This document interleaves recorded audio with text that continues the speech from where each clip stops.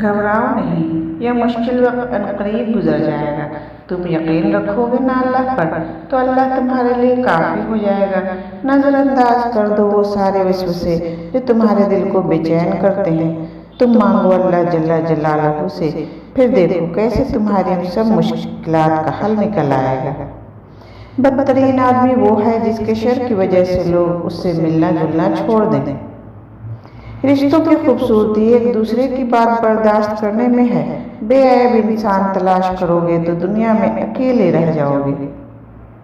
عبادت صرف جائے نماز پر ہی نہیں بلکہ میٹھی زبان، دھیمے لہجے، ہمدردانہ اور عاجزانہ رویوں سے بھی ہوتی ہے۔ جب روٹیاں 4 ہوں اور کھانے والے 5 ہوں تو تب صرف ماں ہی کہتی ہے مجھے بھوک نہیں۔ جس نے وقت کو پیدا کیا اسے وقت دے کر دیکھو، آپ کا وقت بھی بدل دے گا۔ ہر چیز اپنے اچھے دوست کے لیے قربان کر دو، لیکن کسی بھی چیز کے لیے اچھے دوست کو قربان مت کرنا۔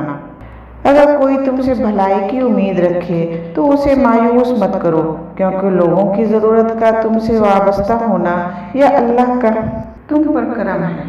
جھوٹے انسان کی اونچی آواز سچے انسان کو خاموش کرا دیتی ہے، لیکن سچے انسان کی خاموشی جھوٹے انسان کی بنیاد ہلا دیتی ہے۔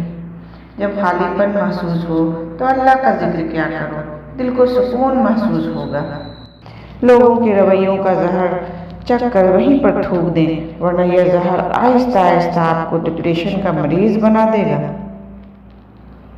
موت انسان کو ضرور مار سکتی ہے، مگر اچھے کردار اور اچھے اخلاق والا انسان ہمیشہ زندہ رہتا ہے، دعاؤں میں بھی، دلوں میں بھی اور لفظوں میں بھی۔ بارش کا پانی پیو کہ وہ بدن کو صاف کرتا ہے، بیماریوں کو اور دردوں کو بدن سے نکال دیتا ہے۔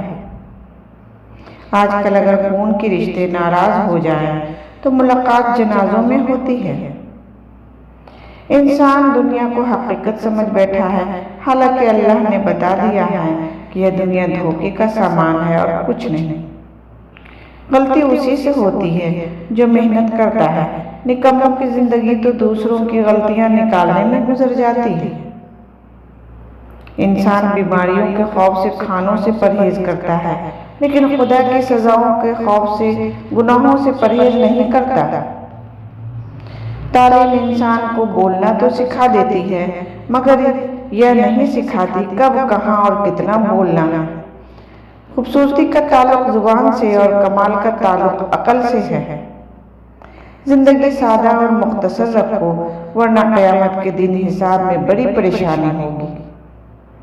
کسی کے ساتھ زیادتی کر کے اپنی باری کا انتظار ضرور کریں، کیونکہ قسمت جب تھپڑ مارتی ہے تو منہ پر نہیں بلکہ روح پر لگتا ہے۔